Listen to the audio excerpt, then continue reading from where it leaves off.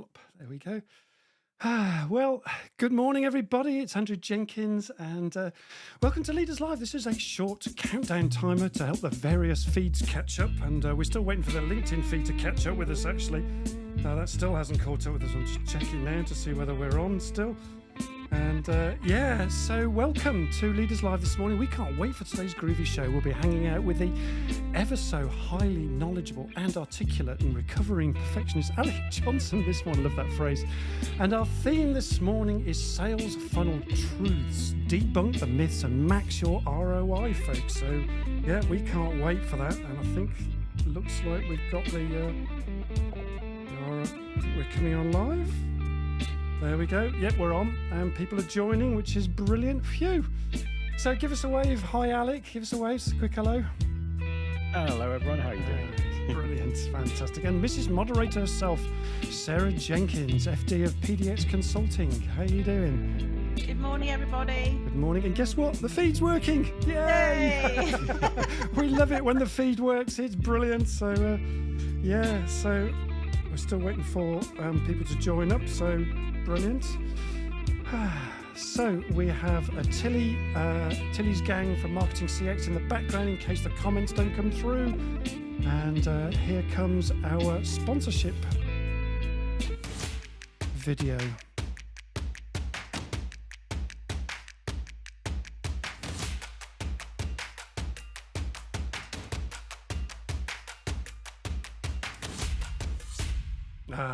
Brilliant. I love that little intro. So oi oi people and hi gang, it's Leaders Live time today, showtime folks, and it's just after 8:45 a.m. here in the UK, and we are live with Leaders Live, spreading the love, folks, spreading the love, yappa dabba do. And I hope you enjoyed that groovy opener as well, gang, and we're delighted that we're being powered by our sponsors, brand and design agency Ghost this morning, yay!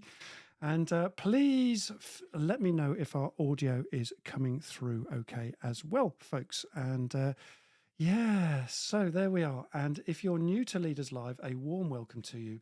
And Leaders Live is a dynamic talk show that generates business through networking, community, and extraordinary conversations that inspire peeps. And as I mentioned in the countdown, I'm Andrew Jenkins, and I host this interactive weekly Leaders Live show that's built an awesome community of like-minded leaders, just like you guys joining in. So fantastic. So please don't be shy. We'd love you to introduce yourselves this morning and join in, interact with the comments and chat and ask questions too as we go along. We've got 3 simple rules, dead easy. It's a safe community, mutual respect, and please no selling in the room. So that's that. And our motto here is I to the power of we. And if you, there's the sub screen coming up, and a really easy way that you can show us support for this free show that we put on for you guys every week is you can buy me a coffee, which is the buymeacoffee.com/Leaders Live app. It's beautiful, actually. And you can buy me, if you buy me 5, you get a half-hour free coaching session, folks. And it looks a bit like this. If I can get it to test, let's just see if I can get this to work. It looks a bit like this. There it is. Hey! That wasn't working yesterday for some reason, so it's working today. So smash those likes too and those thumbs up. We really appreciate that. That keeps us motivated as we're going along. So, look, this talk show enables you to listen to great content, but there's so much more value when you subscribe to our email list as well, because you get great leadership skills and teaching and value to equip you and to lead well. You get freebies and updates as well. What's not to like? And we're going to be talking about that today with sales funnels. And to make that really simple, we now have this single link tree URL that is going to be popped in the feed very shortly. And so you can get to all of our links with one single link. Brilliant. And that'll be popped in the feed in a moment. So phew, put it all together. What do you got? Yep, you've got it. Bibbidi, bibbidi, bobbidi, boo. Love that. You'll be singing that song all day. So let's bring in our guest for today. Have I? Oh, where is it? That's not the scene I wanted. That's the scene I wanted. So yeah, morning, Alec Johnson. How you doing?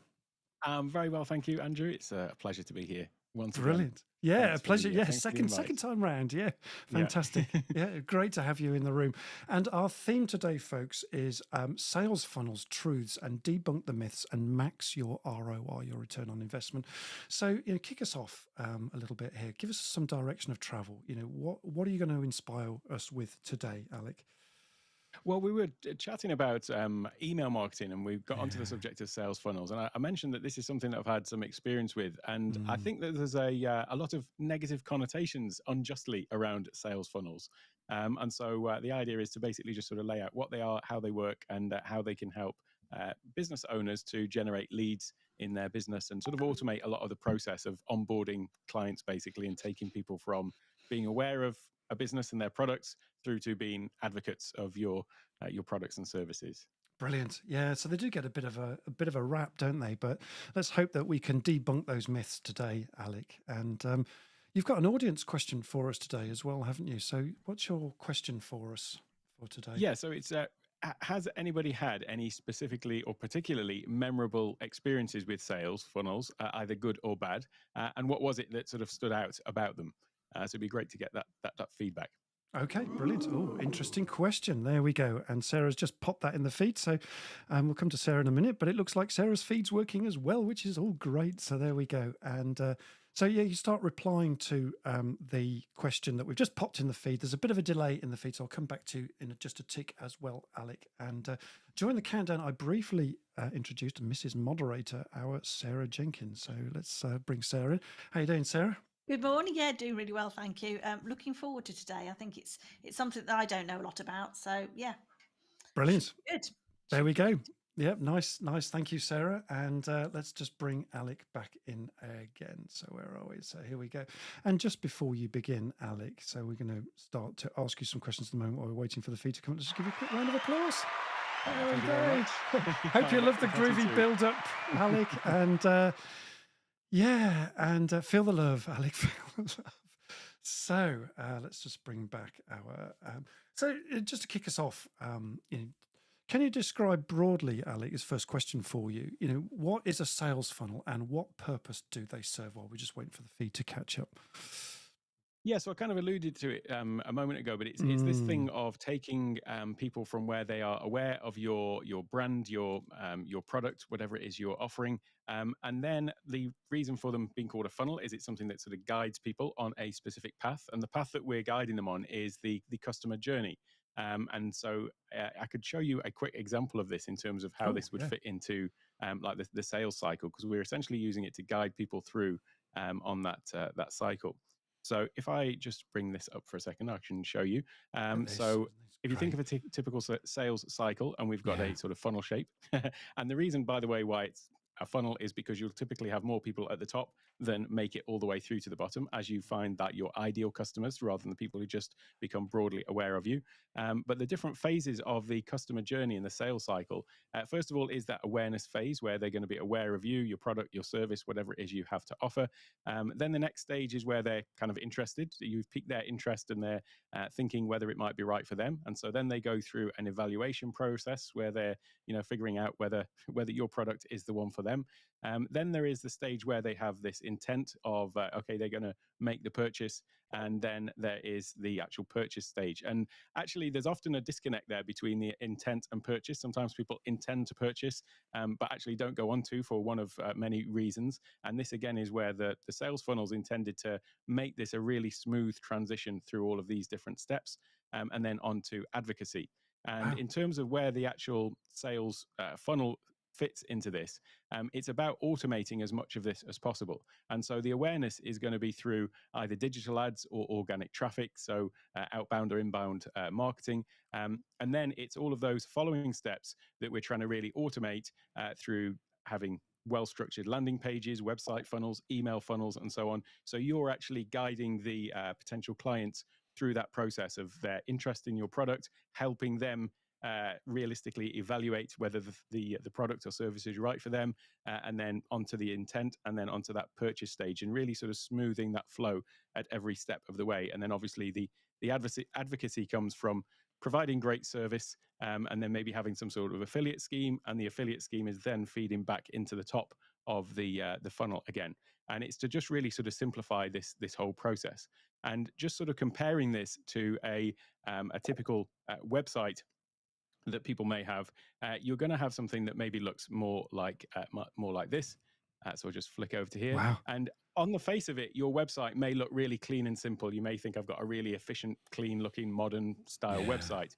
But actually, when you drill down into what you've actually got on there, you may have like an About Us page, a page about your products, some sort of gallery, maybe a blog, contact, terms and conditions, things like Yeah, that. And within all of those yeah. submenus, there's actually quite a lot there. And what it ends up being is overwhelming and confusing potentially. The person that's visiting your website might not actually have a very clear path to follow.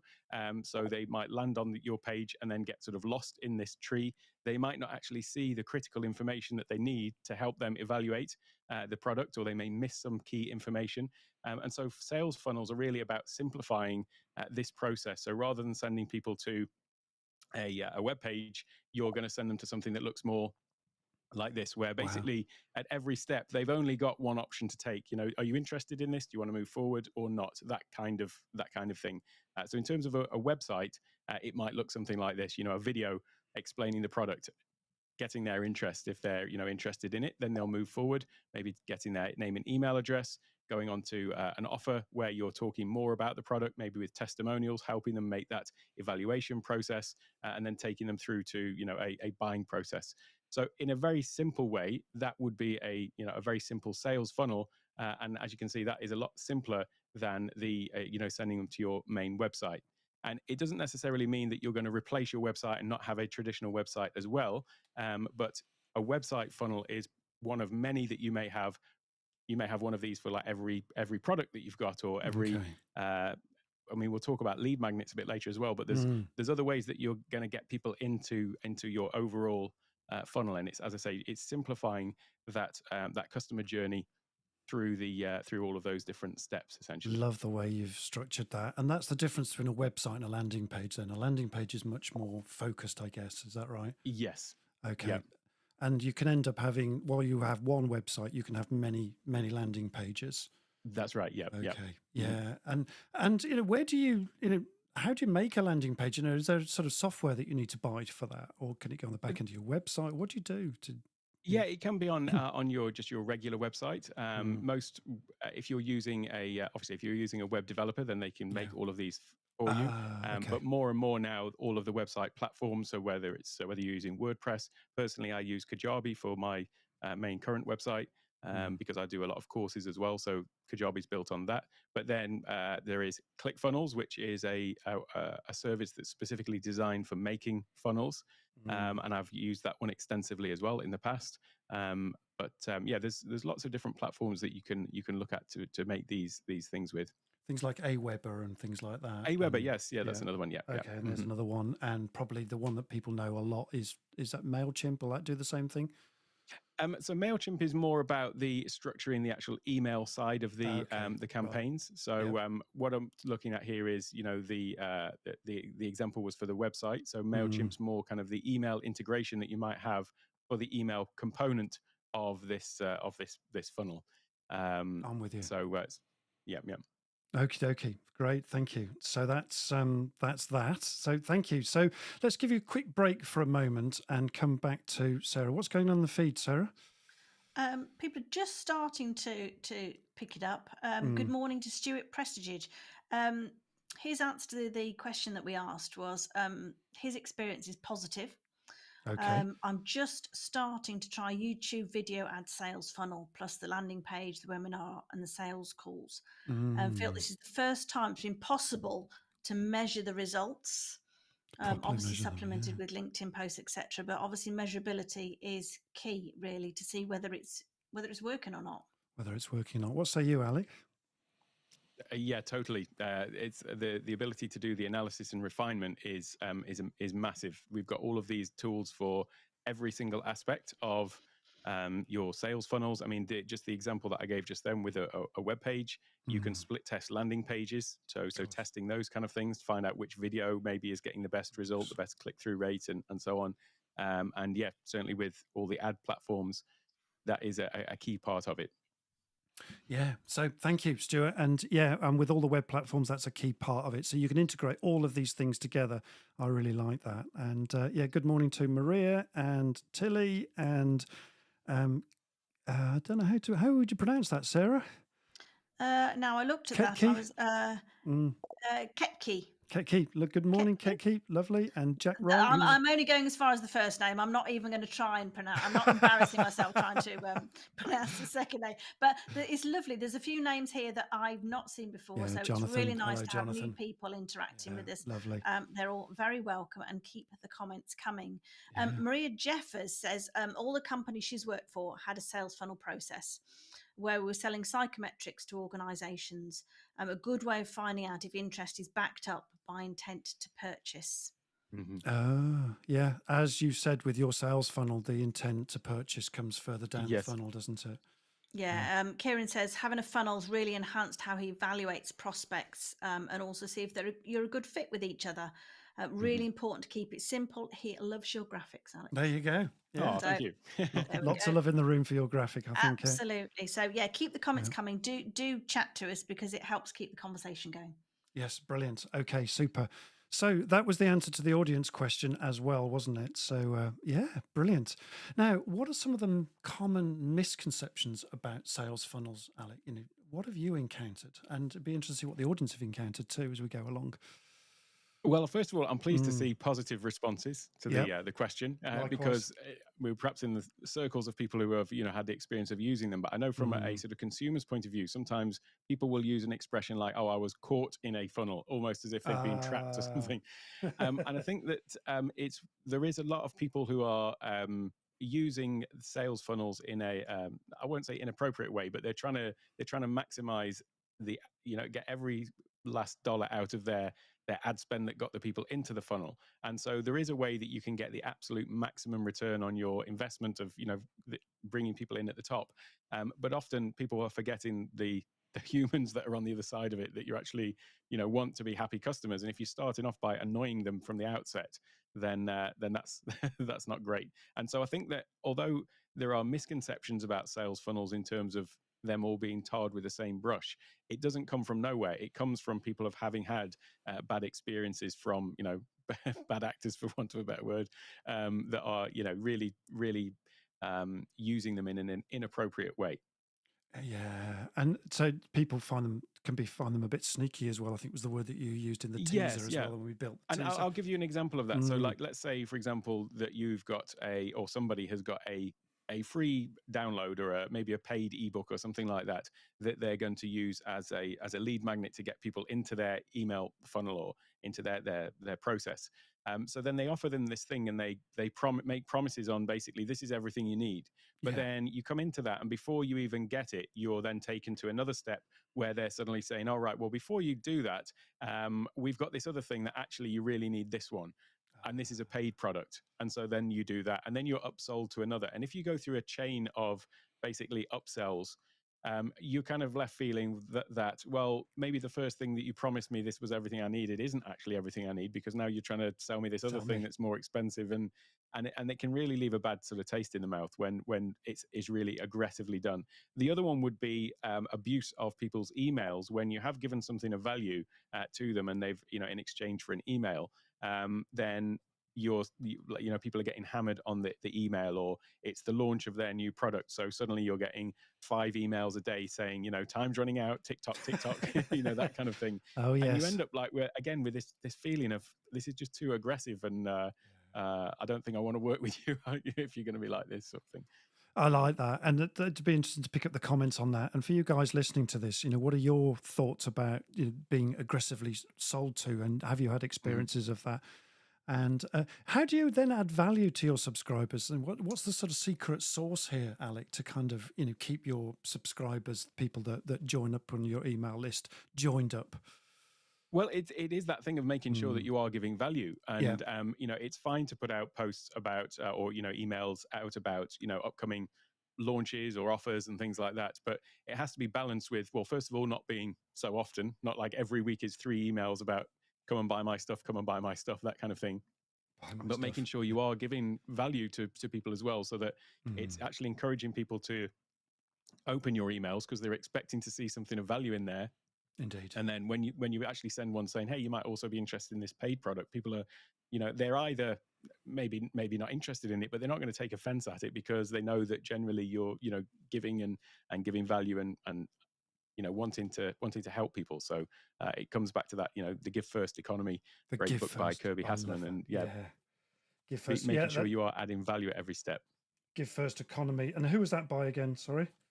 Kirby Hasseman. Because I've read that book and it's a brilliant book and it's well worthwhile a read. And if someone can search the link and pop it in the feed, that would be fantastic. Just give you a quick break for a minute. Let's just pop back to the moderator. What's going on, Sarah, Mrs. Moderator? Yeah, Maria was saying she's been caught in a few sales funnels, people selling in LinkedIn. The 5-day free challenges, then it turns into an upgrade for $35, then an upgrade for a course for $100, and so on and so forth. And it's yeah, I mean, I think I was looking at something on Facebook and it caught my interest, so I started to read about it. And you start watching a video and what you expect to be like a couple of minutes long turns out to be a 10-minute video, and they still don't tell you what you wanted to know in the first place. And then it's like, well, actually, if you really want to know, you'll have to do this, that, and the other. I'm like, no, I'm out. Yeah, indeed. So they're leading you down a garden path and it goes on forever. Totally. That be? Sorry, go on, Sarah. I would say Kieran says his LinkedIn box is full of awful, cold, out-of-date sales approaches that could certainly consider a sales funnel approach. Oh, that's interesting. I wonder what is that Kieran there having a funnel? Is that the one? No, that's a different one. Oh, sorry. Here we go. That one there. There it is. There you go. Keep up. Yeah. Keep up, Andrew. Keep up. Yeah, stop trying to do my job. And I got the wrong post. That's all. Sorry. I'll have been told off by the moderator. That's just brilliant. Any thoughts on that, Alec? That last comment? Yeah, I mean I get those automated LinkedIn messages, and you can set up a chain of messages, and so it's just basically going out to thousands of people, and then they're looking for that response, and then you'll get an automated response back, and that kind of thing. I mean, the idea of sending somebody through to a landing page with a video on it, and then if you want to learn more, taking them through to another one, that actually I still think is a fine model. It's just a case of making sure that it's setting expectations, that people aren't coming in thinking they're getting one thing, and then you're suddenly, going through, as you mentioned, Sarah, about, oh, well, now I've got to go and watch this other thing, and I wasn't expecting to do that, or don't want to do that right now or anything. And as long as you explain what they're going to be getting from the outset and understanding the process, and maybe giving them the option that, well, you've still got whatever you came for, but if you want to come back and watch this other thing at a later date, then you can, we'll remind you about that as well. So it's just about setting expectations, I think. And that's where it leaves a bad taste in the mouth if you're not getting what you're expecting at any stage in the process. So no sneaky, and set expectations properly. Yeah. Yes. Yeah. And is there a kind of, we'll come back to comments in a minute, and keep the comments flowing, folks listening. Be really interesting to hear your views here. And I can see a few more popping. We'll come back to those in a second.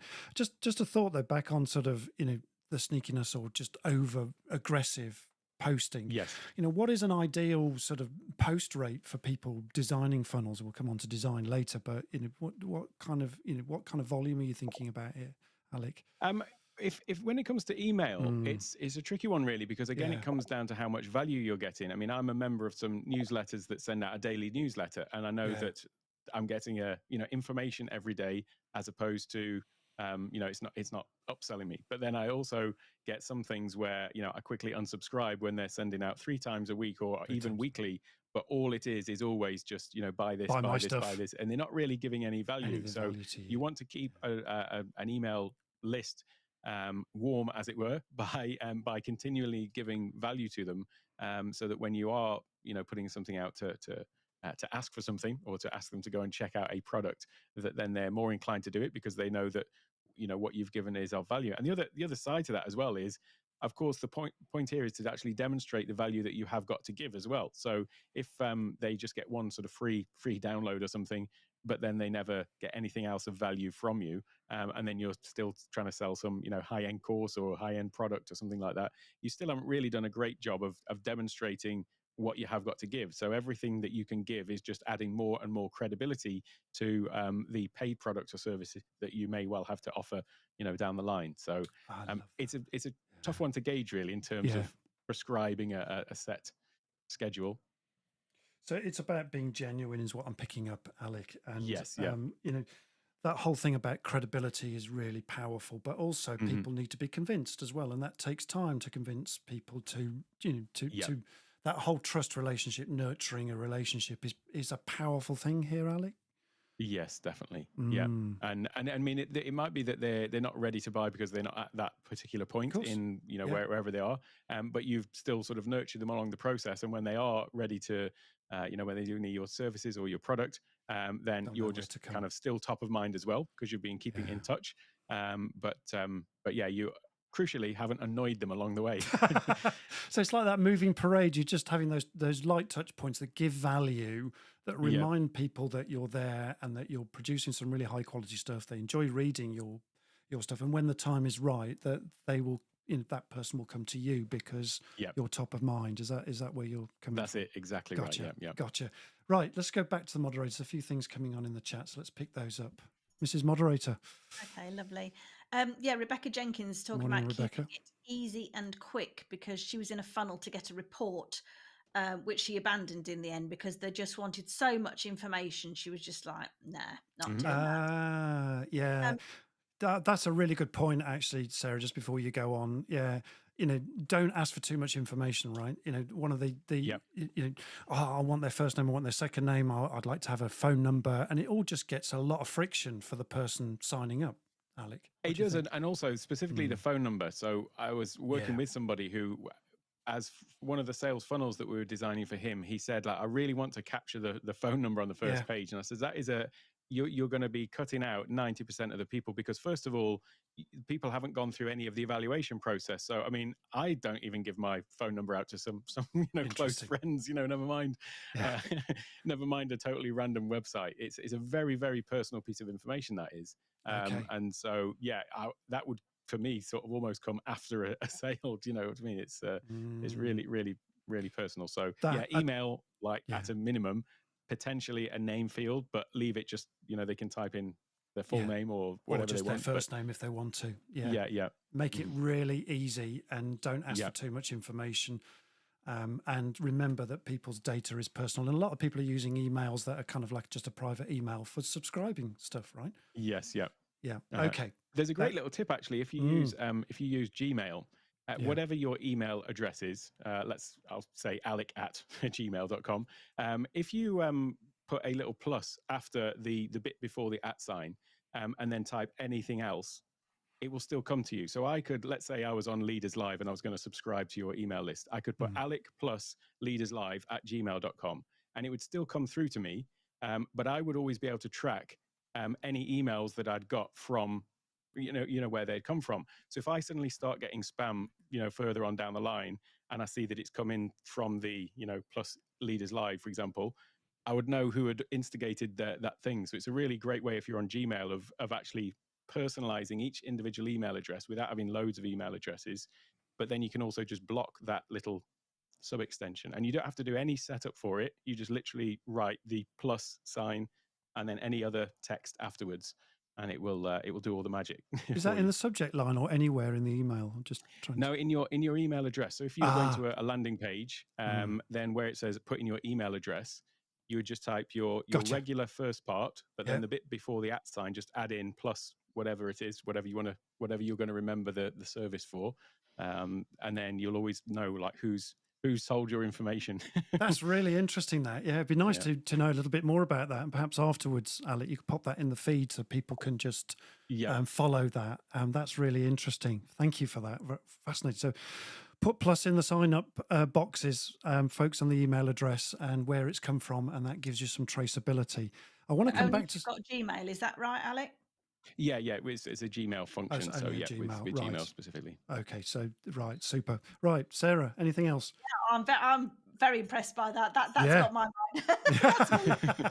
Top tip of the day. Tick. Top tip. There you go. Click that. Oh, Sarah, you've muted yourself by accident. Oh, there we go. There you go. Yep. Yeah, you're on mute. There's the famous phrase, isn't it? So, Laurie Hales, talking about issues on LinkedIn. She had a vendor reach out to maximize her Instagram and Twitter. Oh yeah, give examples of what was wrong on the company's Instagram and Twitter pages, but the company doesn't actually have either. So they're not making themselves look very credible, are they? Yeah. good question from George Anderson. What are the key differences with funnels selling B2C compared B2B? You Oh, recommend still trying to automate the same amount?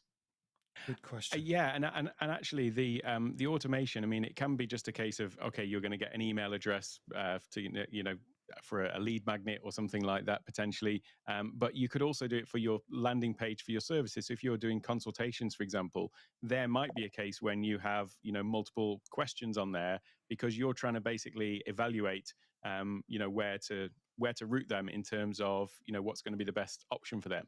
So you could ask them, if it's I don't know, just hypothetically, you're doing, some sort of consultancy work where you work with companies, you might ask them, what's the company size, what's the, I don't know, turnover or whatever it happens to be, whatever is relevant. I mean, that's probably a bit personal, but Yeah. getting some gauge of and it's this thing of not only making sure that they're right for you, but that you're right for them as well. Because it could be that you say, well, it's going to waste your time. We don't actually work with, one-man bands potentially that are, of this size or this location, or it may be the opposite way where it seems like you're too big, so you can actually do a lot of filtering out because of that. And it is automating the process of nurturing somebody from being aware of you to understanding and evaluating if you're right for them, and then taking them onto that process of making the sale. But it's not about taking everyone from the top and selling to all of them. It's only making sure that you've got the right people in there and that you can really serve them to the best of your abilities. So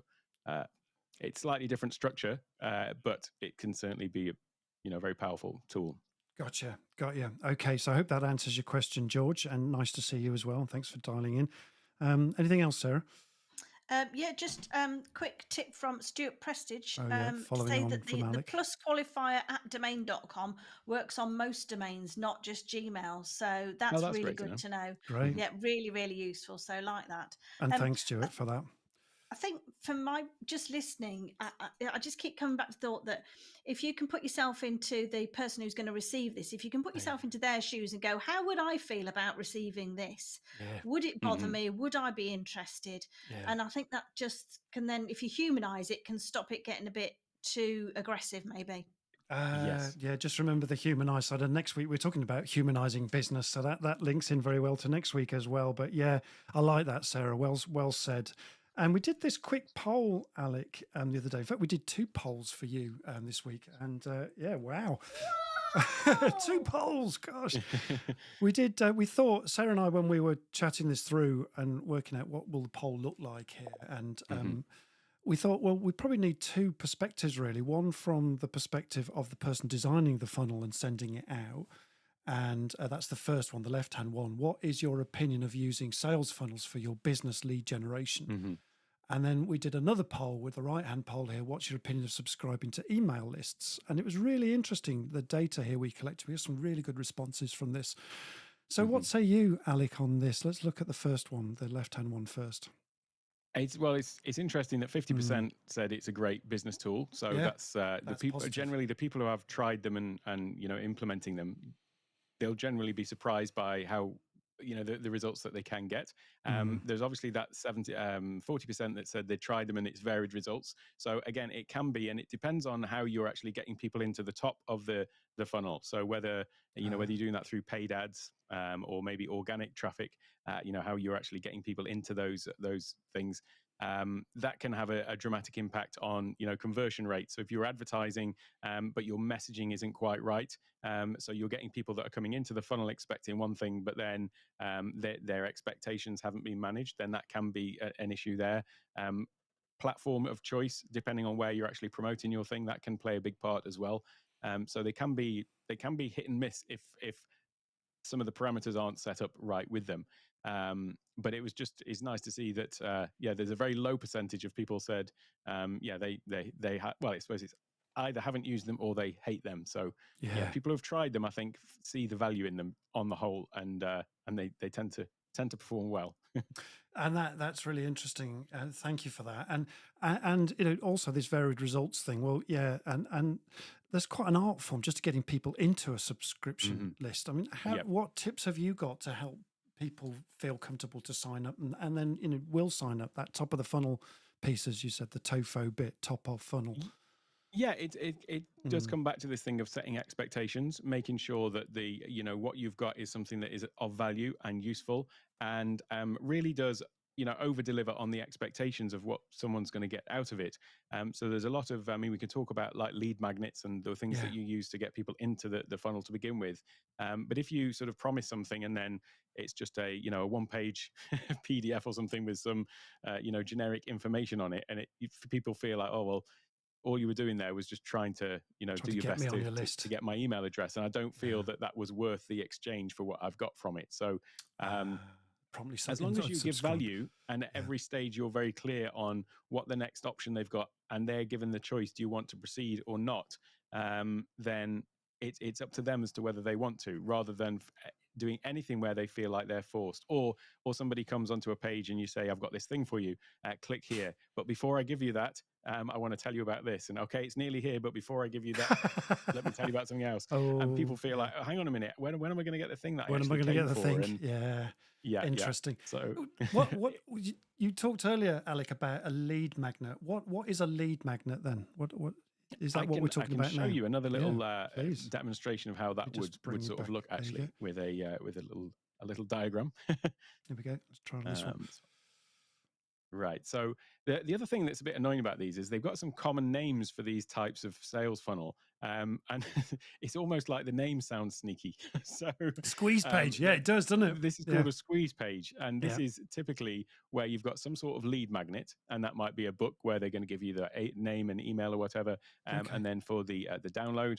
Now, if you're sending people through to this from Facebook advertising or LinkedIn advertising or Google ads or whatever, you can actually do retargeting of ads. So if you see people have come to the page but they haven't downloaded it, then you can send them different ads that are based on the fact that they've been interested and had a look, but they haven't actually take action to go through it and do it. And there's lots of reasons why people might do that. They might have seen the ad on a mobile, click through to it, and then for whatever reason, they haven't had time to complete or something like that. So there is a reason to follow up with people. It's not just a case of they've seen it and they're not interested. So it's like you're hassling them. Okay. You do sort of do it conscientiously. Conscientiously. So then once they've entered their details, then make sure that it goes straight to a thank you page. They've got the thing and it's been downloaded. Now you could still go straight into a video here talking about a product, but the one thing to make sure that you're not doing is making them feel like, well, that thing that you've given me is maybe not relevant to what you're now talking about, or maybe it devalues the product because now you're telling them that they definitely need something else. But this would be sort of like a typical sort of process. Again, as I say, just making sure that expectations are set. And it's kind of, the video is, well, if you've downloaded this, you might be interested in this other thing. So this would be a sort of typical flow of it. And again, having this follow-up email. So maybe they didn't have time to watch a video. They were coming for a download. They didn't have time to watch it. And if they didn't watch it, then you could follow up with an email and say, hey, maybe you didn't get a chance to watch the video. You might be interested in, taking a look. Obviously, this would go along with your whole email sequence as well that you might have in here as well. And then going through to a video, and the videos here, making the video short on the first thank you page, to say, I just want to say thank you for downloading what X, Y, and Z, whatever it is. You may be interested in this other thing, and if you would like to learn more about that, then click the more button below, and I'll tell you more about it in another video. And it is making sure that you do prepare them for the fact that, have they got time to go through and watch this or not? And if not, then no problem. You can remind them about it later, and then that would go through to a core offer. That's actually a very short thing where you're taking somebody through from a lead magnet. Bear in mind, they haven't even had time to read the lead magnet yet, but you're already offering them some other product that they may or may not be interested in. And so at this stage, you still haven't necessarily delivered on the value of what's in the download, because they haven't had time to look at it. But having that email follow up, so that once they have downloaded it, then they can go to buy it. Maybe there's some logistics if they do purchase, of how to get whatever it is you're talking about, and then automated things. So let's just say it is about services that you're selling. Well, the automation might be to book a call, an onboarding call, or whatever it happens to be. So yeah, doing all of those things through a sales funnel is a great way to sort of speed up that sort of flow. I mean, there's loads of other different ones that I could demonstrate as well, but that's the basic sort of process of how they work, is just taking people through step by step. And also, you're basically giving people the option yes or no at every step. They can always bail out or they can continue. And if you're interested to continue, then click here, that kind of thing. And you're taking the decision making out of their out of their hands. Basically, you're just giving them the option: are you interested in continuing it or not? That kind of thing. I love the way you've shown us that flow and that design flow of how that works, and that's going to be really useful, and really useful for the replay as well to rewatch that. So thank you for that, Alec. I love those diagrams as well on the blackboard. They just work so well. The graphics are beautiful. So thank you for that. Let's give you a quick break. Sarah, what's going on? Kieran asks, Alec, what tips do you have for getting quality at the top of the funnel? Oh, so you're not building a high volume of rubbish quality prospects. well said. Yeah.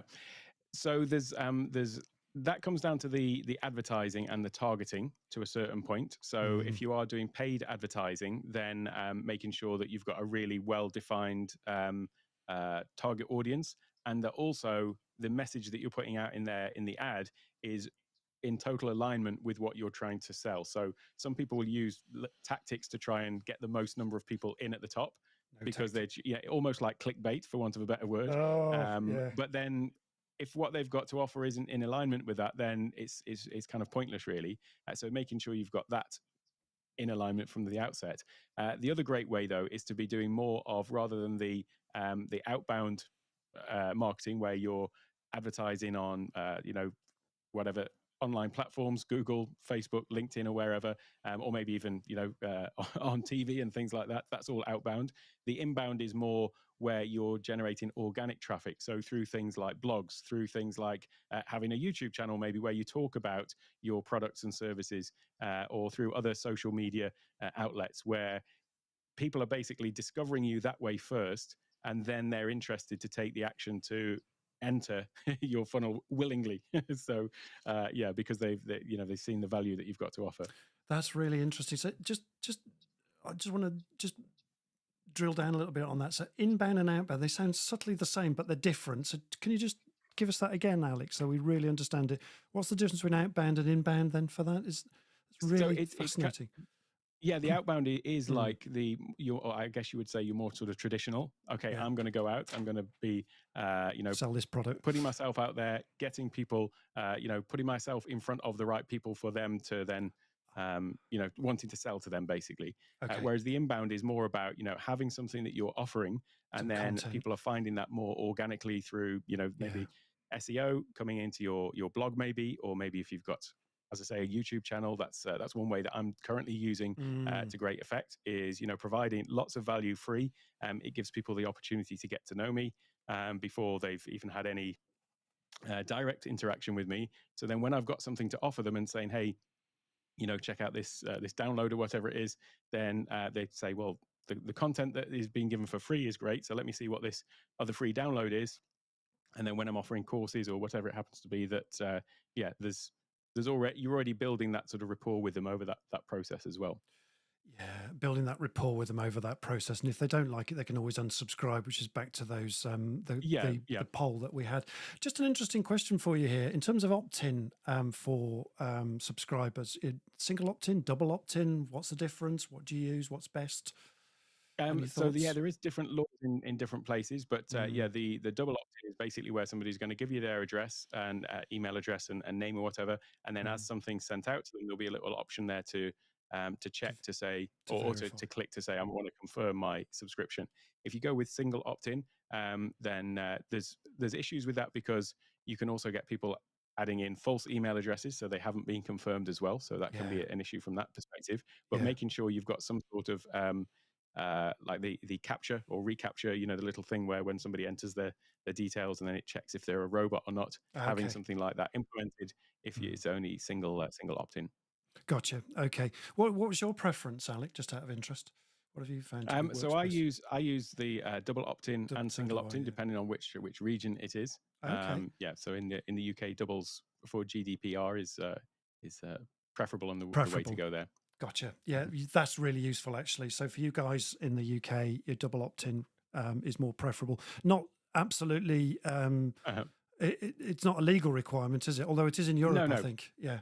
Yeah, it is in some places. In some places in Europe, it is. But yeah, it's not a legal requirement. But it's kind of like a belt and braces approach, I suppose. Yeah. To Gotcha. Gotcha. yeah. So, I mean, how do we go about building a sales funnel then, Alec? It's fine. I'm just giving you a warning that we're sort of coming to an end very shortly, but I wanted to really bring this question in about how do you go about building one? What are the steps here, Alec?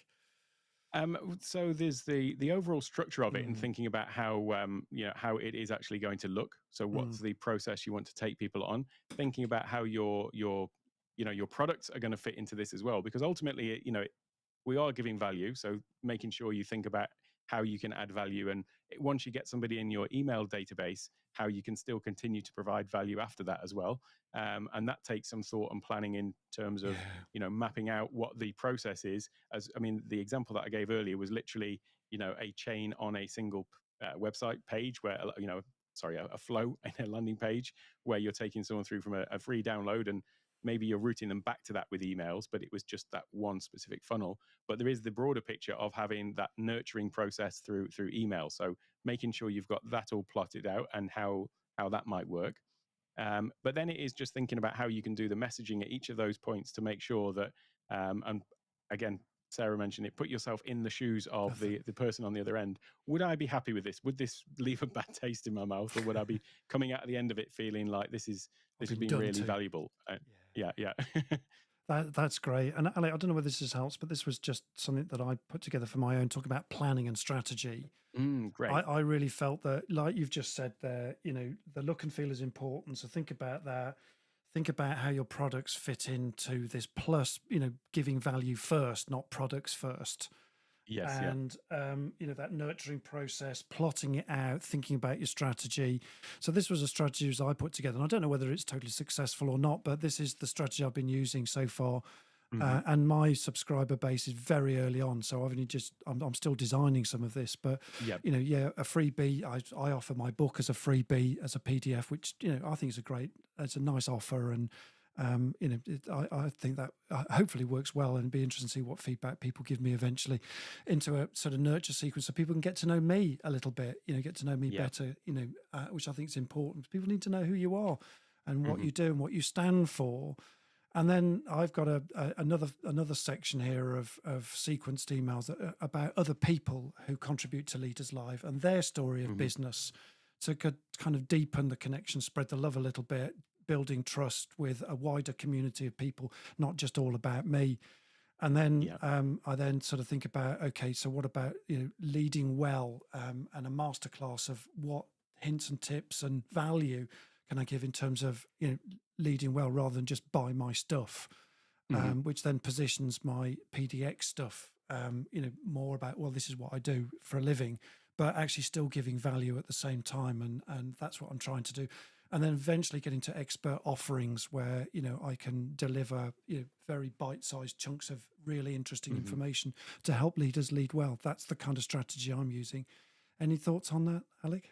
I mean, that looks like an ideal model. To be honest, Right. it's great. Delivering value at every step of the way, and yeah, it's fantastic. And there may well be things that as you go through, that you can analyze and tweak certain little elements of it. Mm. But as a model, that's great. It's It, fantastic. it's a starting point, yeah, and you're right. I do tweak it along the way, and Yep. sometimes I don't get the technology right, and then you one sequence of emails just doesn't deliver for whatever Yes. Yeah. Yeah. reason. So it's Uh-huh. all the kind of techie end as well that you've got to be careful with. So they need a lot of hand holding, I find. That's what I've discovered. The technology can work or not work. Yep. Yep. So you need a certain amount of acumen, I suppose, to make these things work properly. Is that what would say, Alec? Yeah, for sure. Mm, There is can always be sort of technical glitches with just even the setup of it. So that's one thing. But just circling back to the point that was made at the beginning about the analytics and things like that, within whatever platform you're using, you'll be able to analyze, what the response was to specific emails in the sequence, and you may find that there's one that's getting a really high, click mm, through rate. on from the email or an open rate or whatever. And so you can look and see, well, what is it in that What that is it was that did so that? great in that email that really caught people's attention eye. to make them click. And maybe think about delivering more of that type of content. And conversely, obviously, if there's one where you see there's a big unsubscribe number, maybe the messaging in that was not so great. But Not so it's just great. that ongoing improvement process that we can do with all the data that we've got. Yeah. Okay. Yeah. Thank you. Thank you. And yeah, David Agnew just says we're working on our sales funnel currently, and the knowledge from Alec is really aligned to our thinking. There you go, Alec. A little bit Oh, of great. feedback for you. So, and that's Ghost, our sponsors, the CEO of Ghost. I'll come on to in a little while. So, just thinking about your call to action, Alec, and the things that you've been doing. Let's just come on to some stuff for you, Alec. This is your website here, I think, Alec. So take control That's of your right. tech life. I love this website here, which you're offering masterclasses in various things. Do you want to take over here, Alec, and just talk through some stuff, or do you want to drive it your end? What's best for you? Yeah, I can say a little bit about. So Yeah. what I'm sort of focused on at the moment is historically I've been involved in a social media marketing agency, and this sort of knowledge of funnels comes from there. And I created Yeah. an entire system around sales funnels called the Clear System, and the C stands for Ah, curating a cohesive cross-platform online presence. The wow. L is for lead generation. The E is for engagement. A is for analysis, so analyzing the results that you're getting, and the R is for refinement, coming back to that process of refinement. And so it's all about how to structure sales funnels and advertising campaigns and things like that. But one thing that I've been focused more on in the past couple of years, specifically since the pandemic, is looking more at the sort of online and the organic side of things. So, and I created a bit of a test bed to do this, which was my own YouTube channel, talking about the tech that I'm using in my businesses. And this has kind of grown into its own, like organically grown into its own business, teaching people how I do the things that I do on my YouTube channel, like leveling up the way that you look on Zoom calls and on your videos and things like that. And this could Brilliant. be videos for ads, it could be videos for Mm, organic traffic on social media and things like that. And so it's about really helping people level up their online presence. And I've found that actually the quality of the leads that I've been getting from this have been higher than I would typically have got through traditional sort of Facebook advertising and stuff like that. Facebook ads can be really powerful, but the conversion rates that I see from my inbound marketing of my YouTube channel YouTube and channel. that sort of presence, that is just significantly higher because people get to really really spend time with you and know you when I have consultation calls with people about how to do the sorts of things I do with video and so on. And I'll get on the call with people, and people feel like they already do have a deep connection with me, even though it's the first time we've Yeah. spoken. So You're brilliant I at that, think that Alec. Yeah. it's just a really powerful thing to add into any Mm, business, is considering having some sort of online presence on YouTube or on the social media platforms where you're putting yourself out there and being completely open and honest and transparent, spot on. and people can get to know the real you. Spot And on. that's kind of what I focus on with Take One Tech. So that's takeonetech.io. And yeah, I've got a series of courses about that.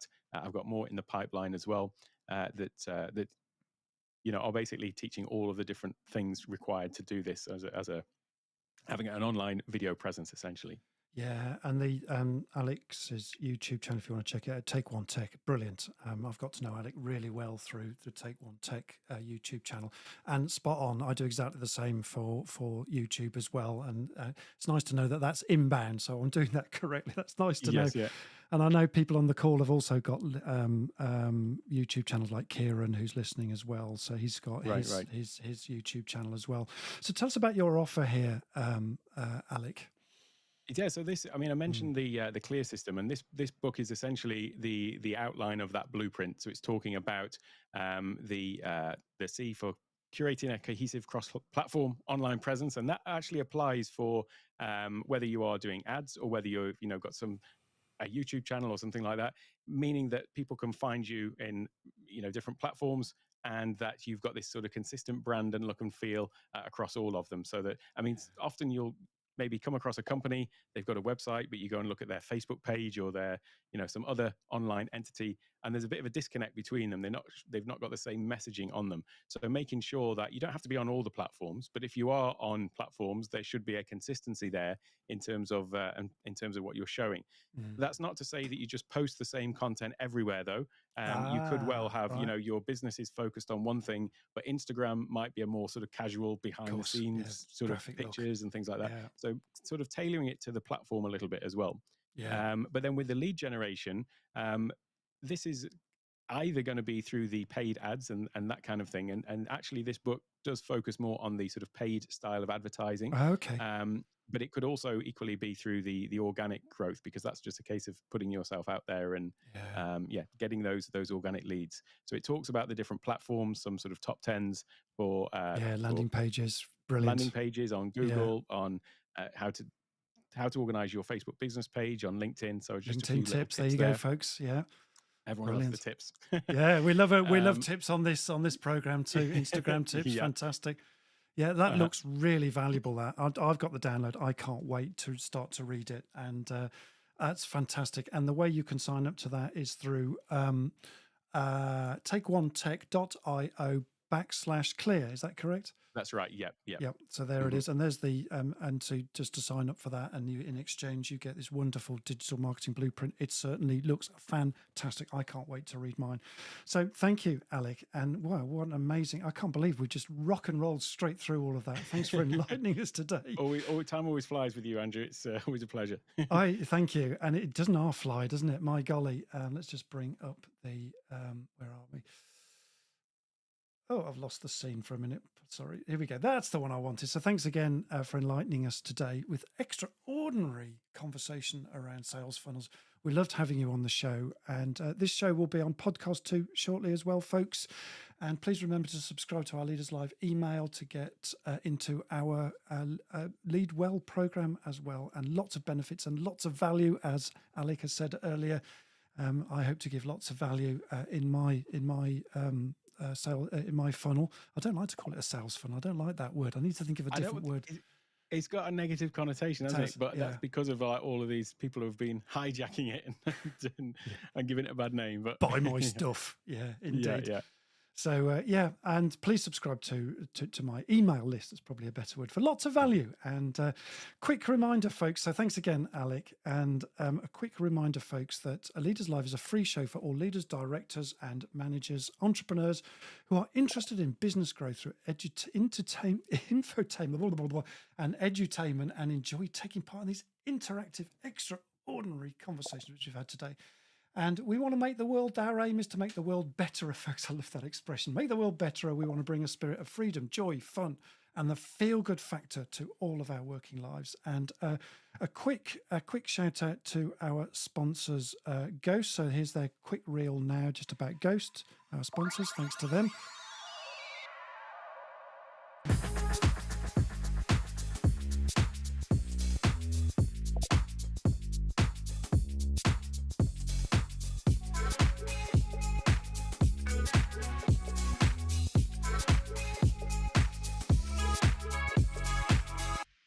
Brilliant.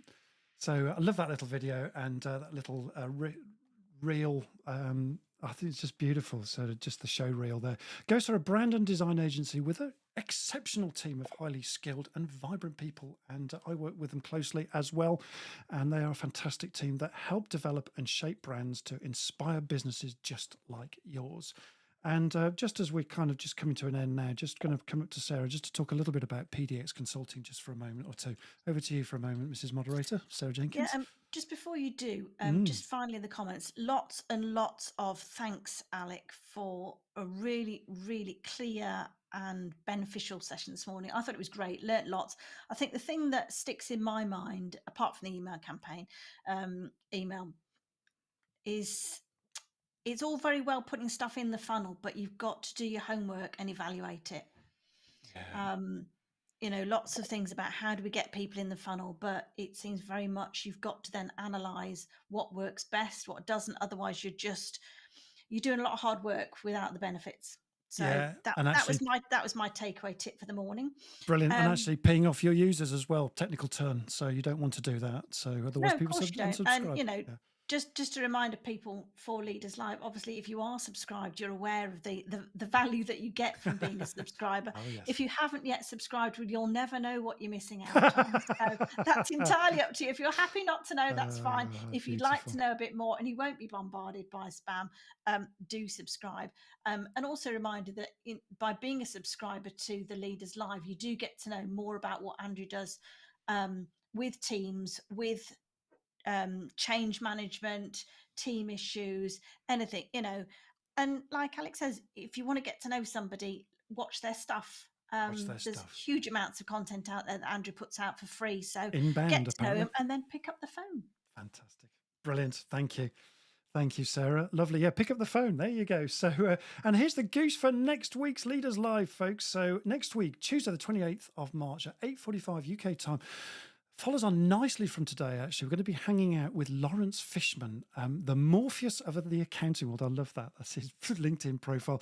Fast growth business rock star. And and occasionally sells dolphins and sings, but not at the same time, apparently. And Lawrence is an accountant with a difference who definitely broke the mold, like Marcus Buckingham, break all the rules and not fitting in with convention. And he's made a thing about that. And we're going to be talking about business growth and scale up by doing it the human way. So that's going to be really fascinating. And how he qualified later in life and through his achievement and ambition went from zero to hero, became a partner of Nyman Lisbon Paul, which he is now, and a partner of that chartered accountants company. And we're going to be talking about angles on business, going from hustler and how to use more subtle forms of inbound lead generation, which we've been talking about today, and to win smart business based on the human factor, just as Alec has said, be human in your interactions.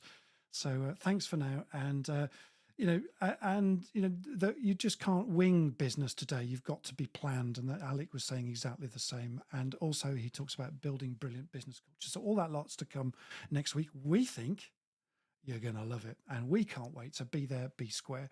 So we're going to finish with our outro now. And a great thanks to Alec again for being with us. Thanks again, Alec. You've been a superstar this morning. Thank you. Thank you. Very Absolute much. pleasure as always. Oh, brilliant. So we're going to rock out to this now. So we're going to say goodbye to you and wave goodbye to you with our outro. So thank you very much. Please invite all your friends to Leaders Live too. And the podcast will be out shortly, as I've said. And in the meantime, that's a wrap, folks. So from our hangout guests, Alec and Sarah, our moderator, and me, and our sponsors, Ghost and Marketing CX, who are in the background. Thanks very much. And we'll see you again next week. Thank you again. Bye-bye for now.